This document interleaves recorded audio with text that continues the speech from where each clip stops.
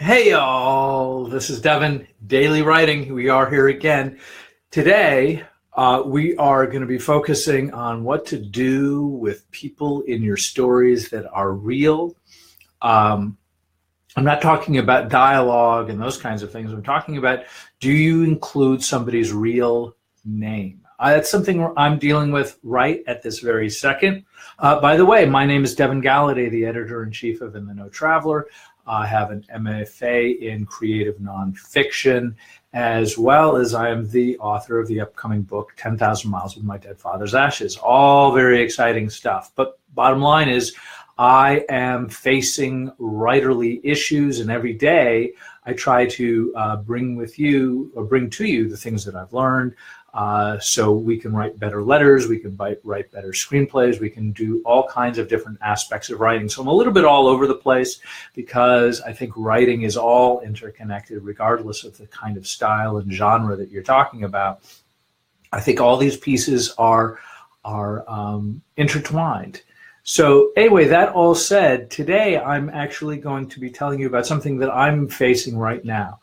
I had come from a fairly large family. I'm writing about my father in the story, and it is not a book of compliments. It is not, everybody looks great. I look terrible. Like, I can tell you that for a fact. I look terrible in this story, and, hopefully I don't resemble the person that I was. But that's what you're dealing with. Anyway, so that said, I've made a choice for myself to go ahead and look terrible. And then, of course, I say some things about, some people that I met along the way, and it's probably the most complimentary thing in the world. And that said, do you leave somebody's name as is? What I'm finding, and I'm literally right where I'm at now, I've gotten the manuscript back.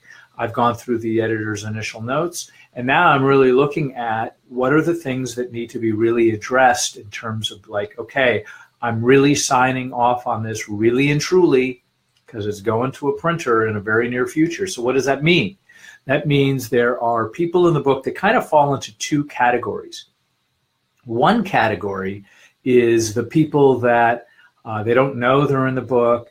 I don't know if they would care one way or the other, but to be safe, I just assume change their name.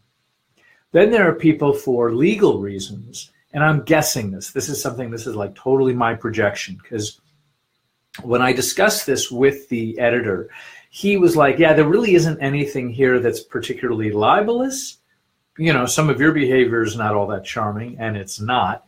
And so that still said, I just assume make it easy for somebody to not be in the book. So on the one hand, you have a circumstance where, I'm including somebody, they should have the right to not be included if they don't want to. So I changed the names there. Honestly, like my sister, I'm going to call her up and say, hey, because she has a different last name than me. If I say, hey, you can, I'm just using first names, I can remove your name and what do you want? What would you like to do? Same thing with my brother. I'm happy to change their names so they can feel as though they are being removed if they want. If they want to be, it's probably not going to amount to much. Again, when you name somebody John, there's 18 billion Johns here. But at the same time, it's really important for me to kind of get real clear with, at least with myself, of whose names are going in the book, and do they want to be in the book, and do they want it to be a trail of breadcrumbs that could conceivably lead back to them. And for the most part, my answer is, you know what, safe than sorry. I didn't write a book, even though it's not the most charming of books. I at least wanted to make sure that somebody is given the opportunity to kind of remove themselves if they choose to. And for the most part, I'm just kind of going to allow that to slide. Coral, good to see you today. And as always, for everybody, if you have a question or comment, you can always write it down here. Today, we are talking about whether or not you keep somebody's real name in a book or you change it to protect the innocent. As I've been saying so far, cool, good to see you, Coral. So if you are writing, whether it be sort of like a historical nonfiction, if you are writing memoir, short stories, even travel writing, make sure that, for one, if there's any doubt, try to get their okay for certainly, like if you're going to quote somebody, then you have to make sure that you get that quote correct, and you have to get their thumbs up on it, because you don't want the hassles later. Because my book is not like that. I want to be extra careful that any character, any person that I'm bringing in, let me rephrase that, any person that I'm bringing in is, for one, I'm treating as a character, but at the same time, I want to make sure that, that if they don't want to be in the book, they don't have to be in the book. And that's kind of an important thing. I mean, I also had to sit down with my mother. So as you might imagine, this is, like you write this book, and at the same time, you have to really consider whether or not it's an acceptable thing for everybody to be in for whatever reason. Like I use coarse language throughout the book because that's the way certain people spoke. And so I use that regularly and without any fear or confusion. So I did that. And again, it all kind of goes back down to, if you don't know somebody wants to appear, you're better off changing it.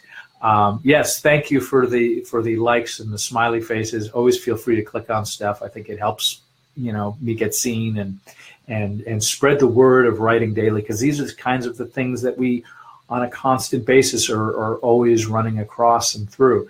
So as always, feel free to leave comments, write questions, whether you're watching this live or not. I'm going to get to them all and give you a shout out. If you have a particular comment that's really good, or a question, then I may use it for a podcast in an upcoming episode. And remember, we do this every single day. So, the joy of writing is that there's never stuff not to write about. The world is your oyster here. So anyway, keep writing. Let me know how you're doing.